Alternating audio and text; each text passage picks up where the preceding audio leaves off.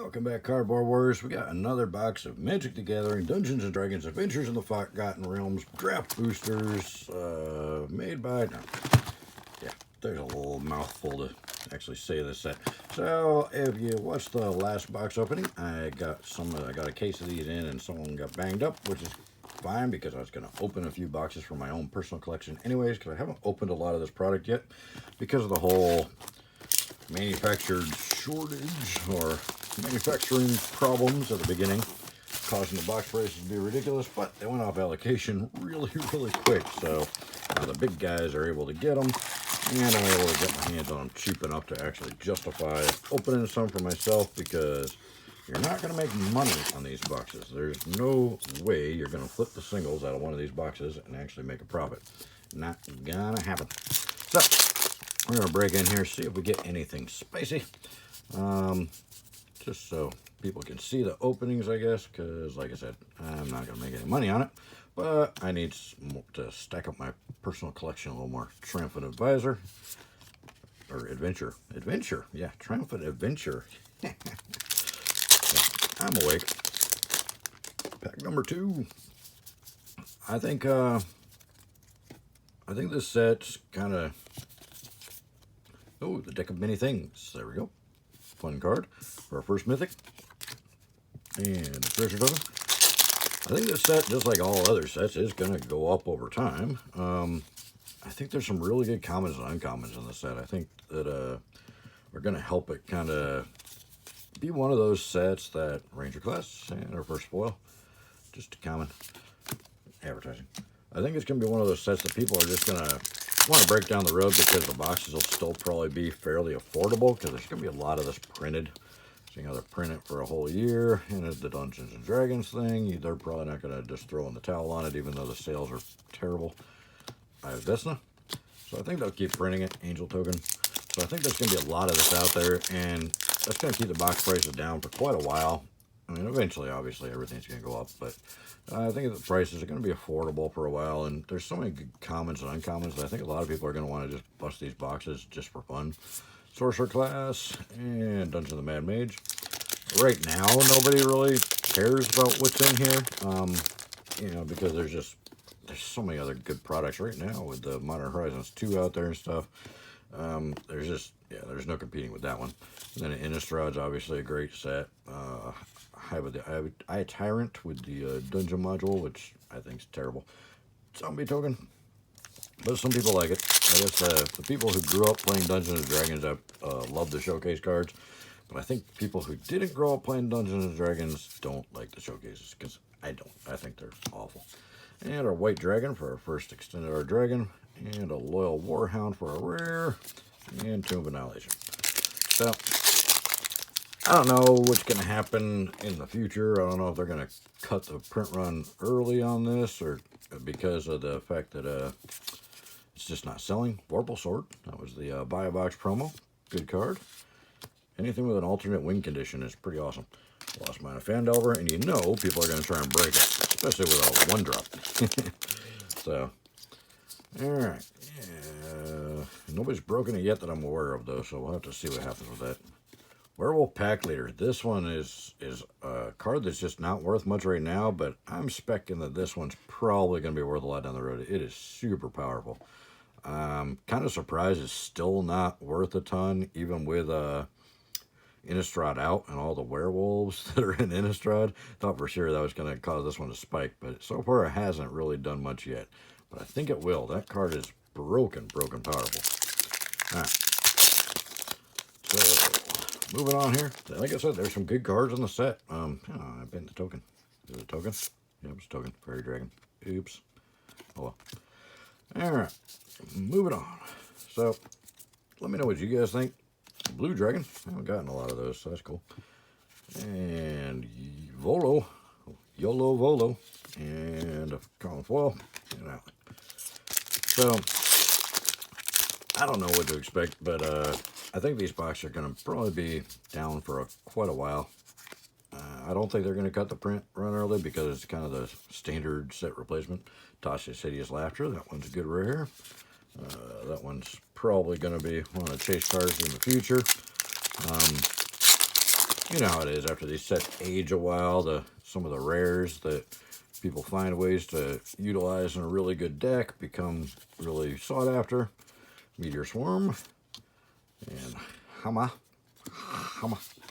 from Dungeon of the Mad Mage. And then they become kind of chase cards in the set, and as long as Watchy doesn't reprint them again in another set, then that helps push the box prices up a little bit more down the road, and gives the set a little bit more prestige. Teleportation Circle, treasure token. But currently, there's not really any prestige in this set at all. My personal opinion is that there's not the big staples. There's not the rare land cycle is not great. Zerial, Archduke of Avernus, Archduke for our next mythic, and treasure token. Not any value in the Zerial. Great looking card, especially the full art one is gorgeous, gorgeous. But yeah, just not a lot of value in any of the planeswalkers in this set. So far, we'll see what happens. White, which is black. It's so funny. All right, Fandelver. So I don't know what's going to happen with it, but I do know it will go up over time. That's inevitable with all Magic sets, even terrible ones. They're going to go up. But I think there's a lot of really good playable cards in here. I think definitely, advertise, boo. Fighter classes are rare. I think there's a lot of cards that are just going to be staples and decks down the road. I could be wrong, but I think there's a lot of good commons and uncommons that will end up finding their way in a lot of decks. Paladin class, Swamp, Tomb of Annihilation.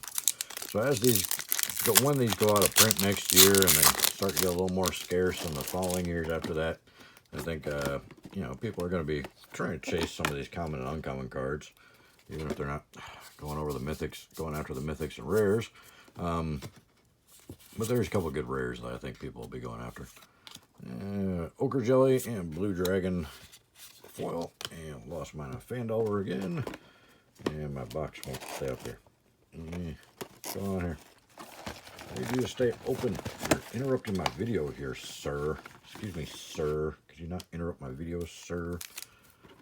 Okay, I'm gonna knock everything over. This desk is a little bit full. I need to organize it some more. Oh, I sort cards every day. It's terrible. All right, and here we go.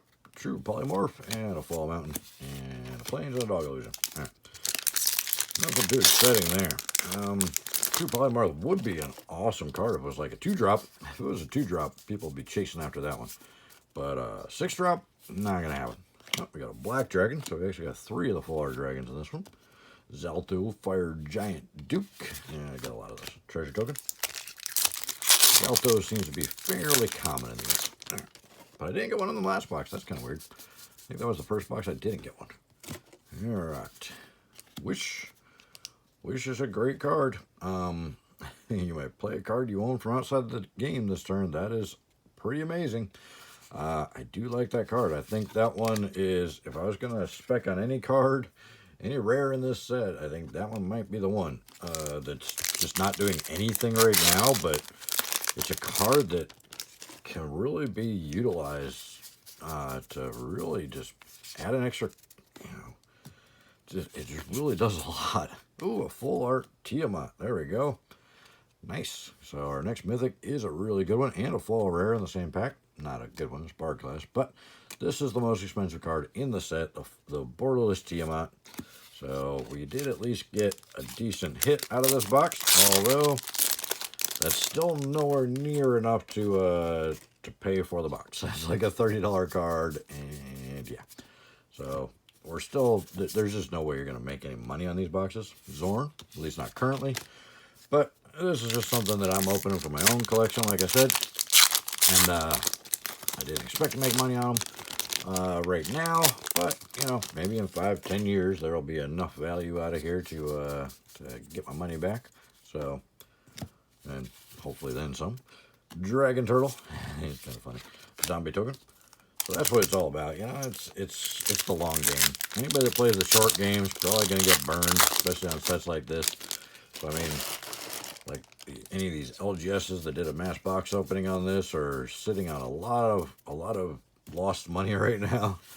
But down the road, Dungeon Descent if they can survive, Devil Token, they can survive and keep it going down the road in 10 years, they'll probably have made money on this mass box opening if they did one. Although I don't see a lot of stores doing mass box openings anymore. Black Staff of Waterdeep, Battlecry Goblin Foil, and Mad Mage.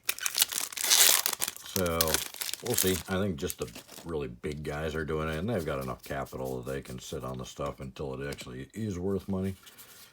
And a Demolich for our next mythic, and another foil rare. That's funny. We got two mythics with foil rares in the same pack in it, kind of almost in a row there. Fairy Dragon. That is very weird. So, all right. So I do like the draft packs a lot better. It's just easier for organizational purposes. Yeah, you get more commons, but who really cares about commons and uncommons? Westgate Regent, and then advertising. So, getting down there, almost through the box. Got the most expensive card in the set, so I guess you could say we got the biggest hit in the set so far. But that's not saying much. Hobgoblin Bandalord, get him all the time. Dungeon of the Mad Mage. Let me know what you guys think in the comments below this set. What do you think is going to happen with it in the future? What cards do you think are going to be chased after down the road? So we may have something fun. It's probably just a dragon. Yeah, it's just a dragon. It's white dragon foil. Skeletal Swarming, white dragon foil. Okay, cool. At least we got like 4 of those, which is neat. I think it's cool they did the or extended art, or full art, whatever they are. Dragons in the uncommon spot. That's kind of cool. I didn't like the box toppers in the uncommon spot. Ooh, Terrescue or Terresk, or however you say it, for our next mythic. And Fandelver. I didn't like it when they did that in Ikoria because they were actually putting the uncommon box toppers in the box topper in the boxes. And that is just major feel bads when you open up your box topper and you get an uncommon. But I like that they did it in this set in the uncommon spot. That's pretty cool. Bard class and treasure token just gives you something else to look forward to in the box. Something else for the younger players especially to open up and get a fancy looking card. Even though it's not worth anything, it's still, yeah, it's a feel-good moment for the younger players. Froghemoth and Dog Illusion. Without the younger players coming in, then, you know, the game's not going to have that staying power. That's why Magic has had such a staying power, because it keeps bringing in new people and bringing back old people like me that quit the game for a while and then end up coming back. Treasure Vault. There was a time this was actually one of the more valuable cards in the set, the Dungeon Module Treasure Vault. Full Swamp, regular Swamp, and a Wolf. 2 packs left. Box is almost done here. Check out the description below. There's a lot of good links in there. Save you money, get your cash back on all your Magic purchases. It's free money. It's free money, people. Sphere of Annihilation for our next rare. Treasure token, and it's all legit. I use everything that's in the description. I wouldn't put anything down there that's not legit. I wouldn't put any spammy stuff or anything like that. So I try and give you guys as much value as I can, and hope in return I get a little bit of support on the channel. So Cave of the Frost Dragon for a last rare, Plains, and a Dungeon of the Mad Mage. So I went out kind of with a whimper there at the end. Oh man, my pals are a mess. Oh god. OCD kicking in hard. There we go. So, we got 4 of the dragons, which is unusual. Usually only get about 2 to 3 in a box, but the one was foil. We got 2 foil rares, almost back to back.